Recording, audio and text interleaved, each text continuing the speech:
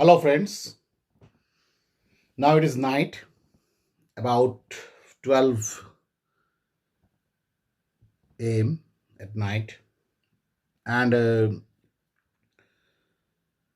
today I'm going to give some lights on the post colonial literature in the modern scenario. Now, if you like my video, please share it and give subscription so that I will be encouraged and make new videos. Now, what is post colonial literature? What it really means? Literature, you all know. Now we'll begin our video, this video with a very sweet and melodious quotation from Mariama Ba's literary views. Mariama Ba, Zimbabwean literary critic, and she was also a writer.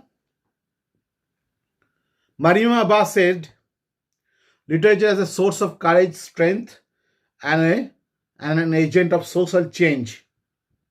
So post-colonial literature as a social activist, it recounts and it gives our strength to look at the colonial past and to critique it and reconsider it.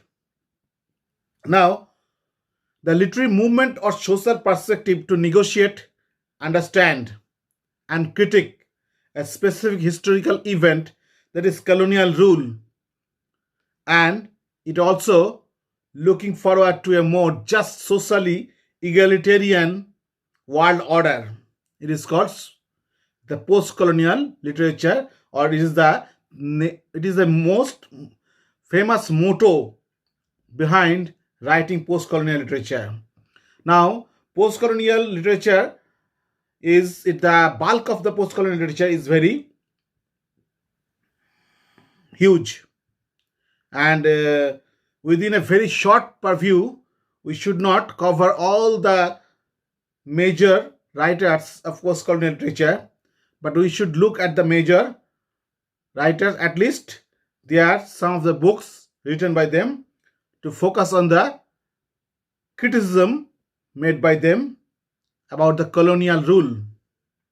Now, in this respect, it is very much important to look at the two terms, that is imperialism and colonialism.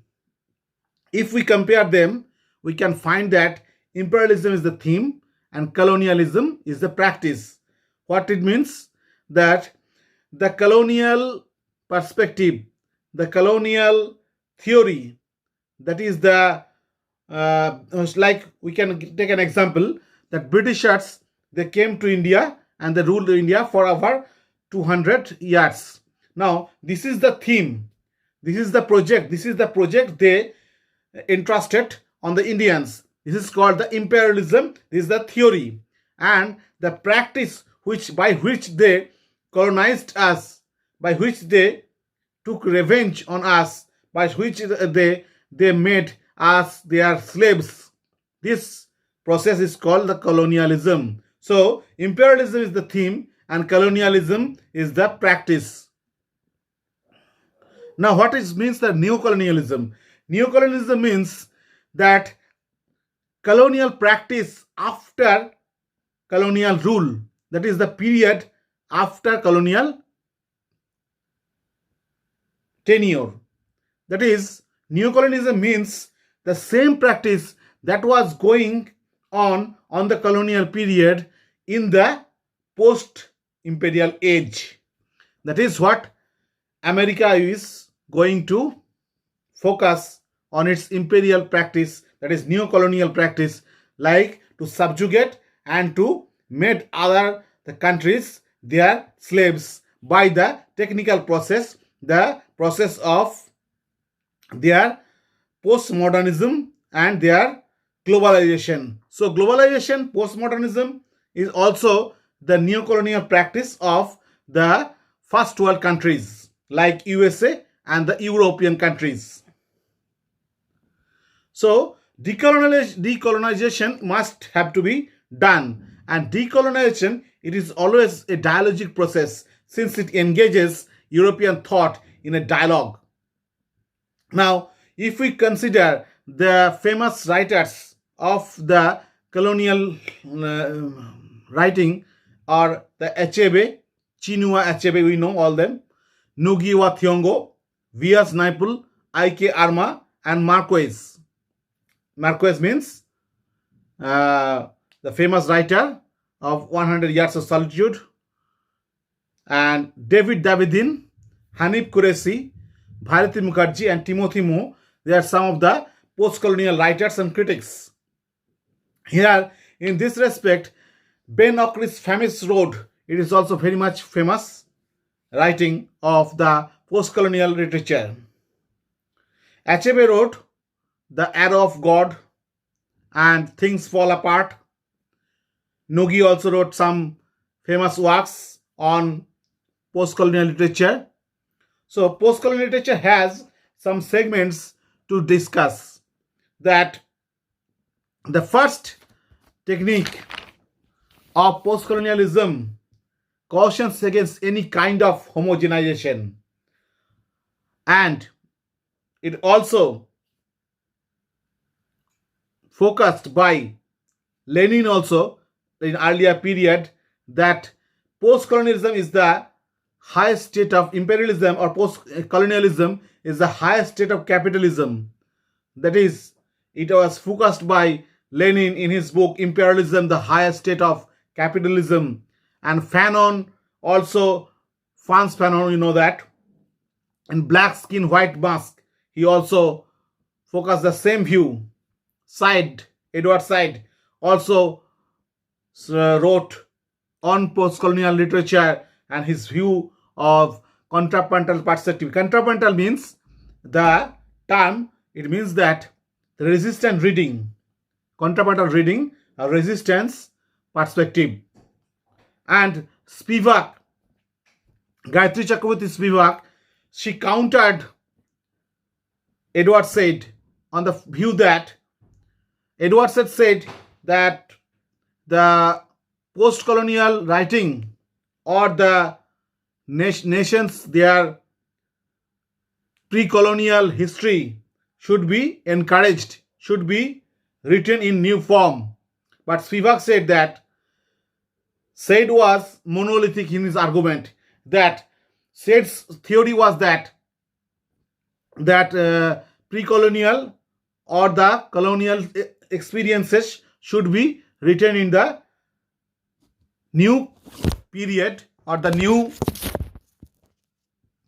age with their new perspectives. But Spivak said that it is impossible because the pre-colonial perspectives, the practices, the human lives of the pre-colonial age, those, the period, it is very much impossible to in this new age to recounter and into it is very much impossible to revise those forms and to write it in a new form. So side views of monolithic homogenization was counterattacked by Spivak, that third world national identities are never to be recapitulated. And in this respect, Bhabha's ambivalence, mimicry, these terms also come. Bhabha said that our response or the colonial master's response towards colonization is also ambivalent, in the sense that the colonial masters, their colonial practices, and the colonized people, their practices, their attitudes towards the colonization, these things are ambivalent in their nature. And mimic men, about this theme, Bhabha said that the comprador section, like the rich people and the educated common colonized masses, they tried to imitate the colonial masters, and in this process, in their imitation, they became the mimic men. That is, They are in their color was black, but in their work, in their perspectives, in their everything they do, they have an impact of the Britishers. In this sense, they are the mimic men, or they mimicked the colonial masters. In this sense, they are the mimic men. They took the practice of mimicry. Now, in this sense, we will also focus on the important history of the colonial past. That history is very much important. In this sense, things fall apart of Nogi wa Thiongo, and What the Twilight Says by Walcott, and seriously Dangarembas, The Nervous Condition, Soyinka's Death and the King's Horsemen. They are the very first famous writings of post-colonial age regarding the history, because history recounts the colonial past, and history of the colonial past are very much important in the discussion of post-colonial literature in the modern scenario. In the sense, the nationalism and mimic men, the Soyinkas and Kipling's Kim and Mahak in Walcott's Mahak. Mahak is a character in Walcott's writing. They are very much important in the discussion of nationalism. Midnight's Children by Rushdie, and the famous character in Midnight's Children, Salim Sinai. Naples' Galila, Bronte's Heathcliff, Emily Bronte, the famous British novelist. Emily Bronte is Heathcliff in Emily Bronte's writing the, we know, that Wuthering Heights. And Naples' The Middle Passage, and Sajuana's Second Dream by Alicia Gaspar de Alba. Walcott's The Sea's History, and Neil Bichunda's The Casual Brutality. They are the famous writings of the post-colonial documentary of the history taken as the theme. And Vasanji is the in-between world of Vikram Lal, and Peter carries the true history of the Kelly gang. They are the very famous writings of the importance of history in the discussion of post-colonial literature. Nation, post-colonial subalternization. It is we should know that the post-colonial subalternization in the Indian perspective is the Dalit studies in India. Amos Tutuwala also wrote The Palm Wine Drink Card. Bhavani Bhattacharya wrote The Music of Mohini. Cherry Moraga, the famous feminist writer and post-colonial critic, her writing also important in this discussion. And Borderland, The La Frontera by Borderland, A Life La Frontera by Cherry Moraga. And it was Moraga's, not Moraga's writing. Borderland La Frontera. It is written by, I forgot. Sorry. And Soyinka's A Scourge of the Hyacinth. It also tells the story of history in post-colonial perspectives. George Lamming's The Castle of My Skin, and Soyinka, Death and the King's Horsemen. Achebe's A Man of the People, and Om Prakash Valmiki's Juthan. It is a very famous writing of the Dalit literature in the Indian perspective of the post-colonial period, and it recounts the pangs, the suffering, and all of the Dalit people, they are suffering, and they are encounter with the British people and the post-colonial, the masters, the comprador section. They ruled over them and they exploited them. Their exploitations, their sufferings are recorded in the Om Prakash Valmiki's Juthan. It is a Dalit's perspective, a Dalit's life. And Amitabh Bachchan's Hungry Tide.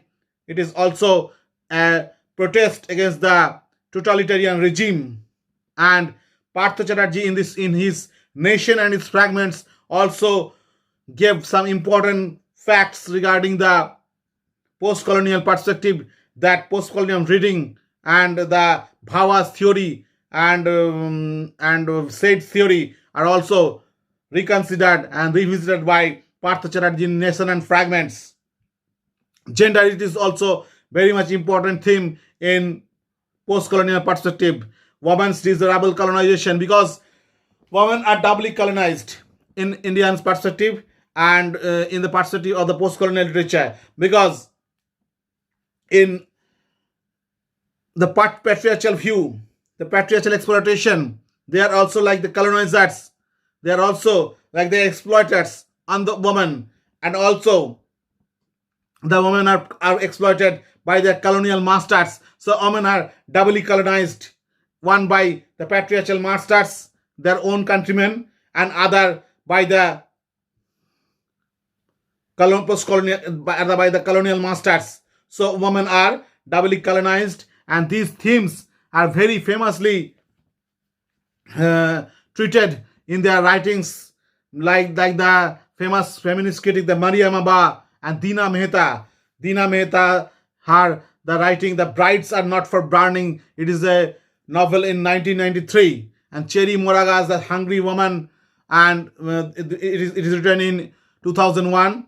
George Moses, "The Modern Masculinity," focuses some of the basic rubrics in this respect, that Indian freedom struggle, it is also a gendered phenomenon, because nationalism is a gendered phenomenon. In what respect nationalism is gendered? Because the national freedom fighters, the National Congress Party, and the leaders of the freedom struggle movement, freedom movement, they always praise the women, their countrymen, and their women, their girls, their daughters, and their duty was to respect and to rescue the motherland from the foes. And in this respect, we should say that the men, their duty is to protect the women, and their duty is to praise the motherland, and their duty is to protect the motherland from the foes,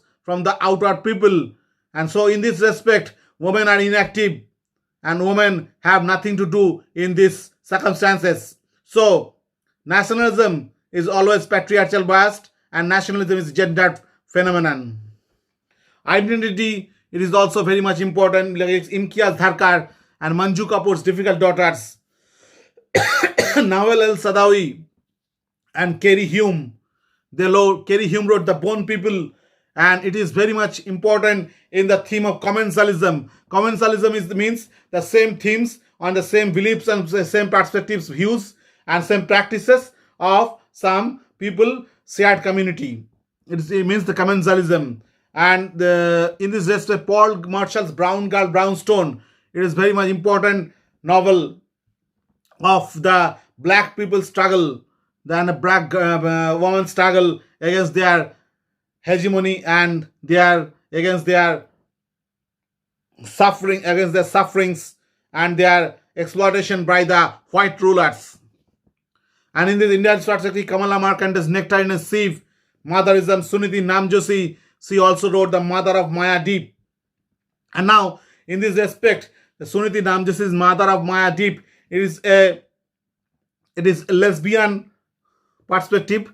It is also, we can say, that written in the queer perspective of the theory, and it is also a protest against the patriarchal views and also the views of the colonial period.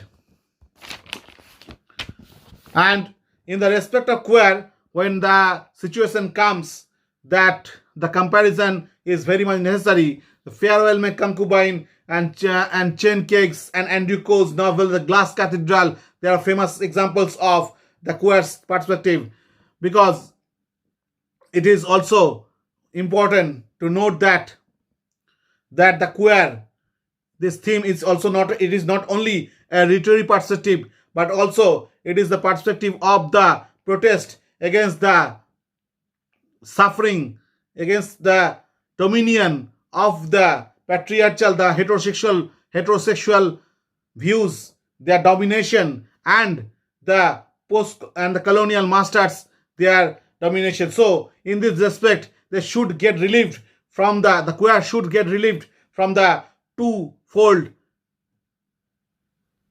from the twofold sufferings they had to undertake.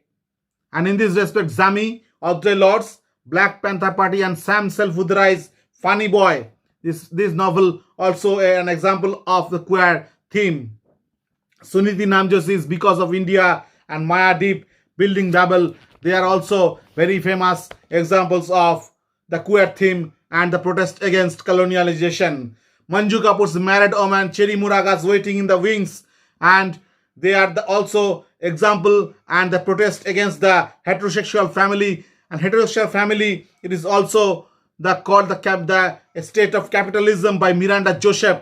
And Moraga's in Laughing in the War Years, it is also an example of the queer struggle and the queer perspective, and which is very much evocative of the struggle of and the protest against the colonial period and colonial thinking. And in this respect, Deepa Mehta's Fire, a cinema which was also made the target by the patriarchal society in India. And in India also, we all know that male queer relationship was also under the censor. And in this respect also, Dina Mehta's Fire was also under censor. Later the ban was withheld and it got released. So in this respect, hybridity, diaspora and post-colonial perspective, we look at our next video. Till then, goodbye.